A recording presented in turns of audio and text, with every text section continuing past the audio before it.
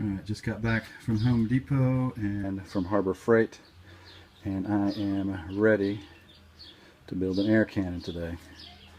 Wanted to build it last year, but just ran out of time, so I'm gonna do it now.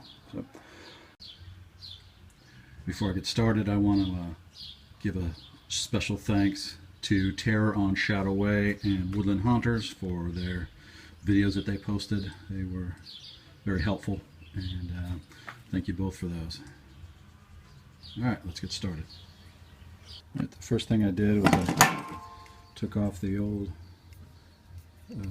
air regulator. Don't need that. So, okay, now I got everything laid out. Now it's going to go onto the air tank and together. These are all 1/4-inch fittings, and a coupling to 1/2 inch, and the rest are 1/2 inch fittings. It's a 12-volt solenoid. Got that on eBay from somewhere, don't know. And that goes into the air tank. Alright, I'm going to put the Teflon tape on all of them and start putting them all together. No, I don't have a pipe wrench. I just wanted to show you this. I do have a bench vise though, and what I've been doing is securing everything into there and just doing what I can do to get these tightened into each other. So, and one thing that terroronshadowway mentioned, and I think it bears repeating, is some of these things have arrows on them. A couple of them, actually 3 pieces do. This check valve here has an arrow. You can see it right there. The regulator has an arrow, and the solenoid has an arrow. So just make sure those are all going in the same direction.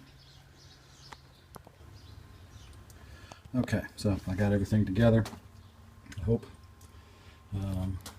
So again, that's a 1/4-inch air fitting, 1/4-inch check valve, 1/4-inch regulator, 1/4-inch nipple. It's about an 1.5 inches, I think, long.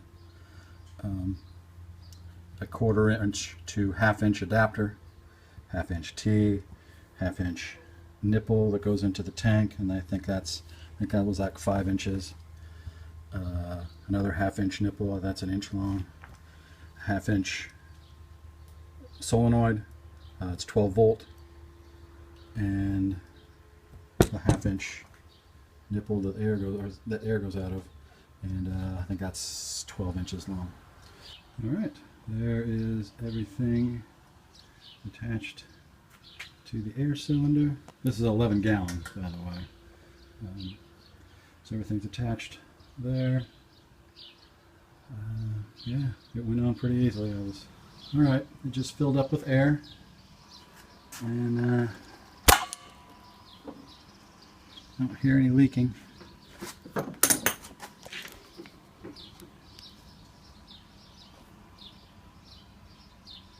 Yep, so far so good.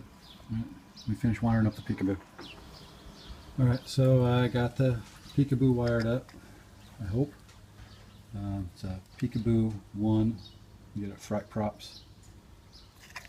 It's very easy to use. It's a great little device. Alright, so let's have a go at it. Oh, shoot. Wow. Okay, that works. Wow, that is cool.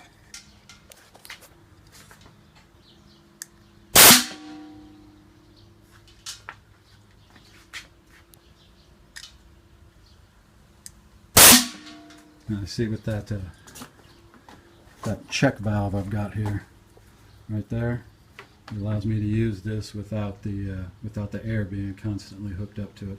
I will keep the air hooked up on Halloween, but yeah, I don't need to. So I guess that's a cool thing about that. You get that at Granger if you're interested.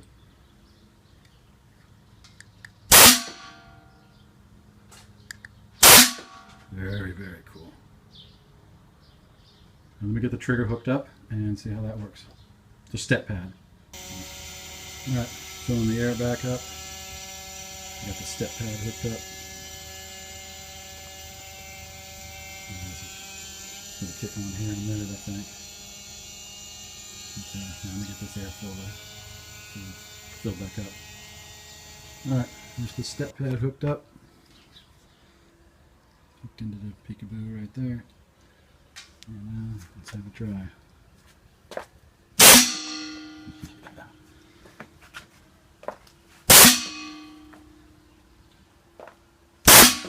That's going to work out just fine. Alright, well that was pretty easy. Once again, thanks to Woodland Haunters and terroronshadowway. Their help was immeasurable. So, pretty easy. Thanks for watching. Oh, I have that set at about 20, and it's just fine. So, okay. Thanks for watching.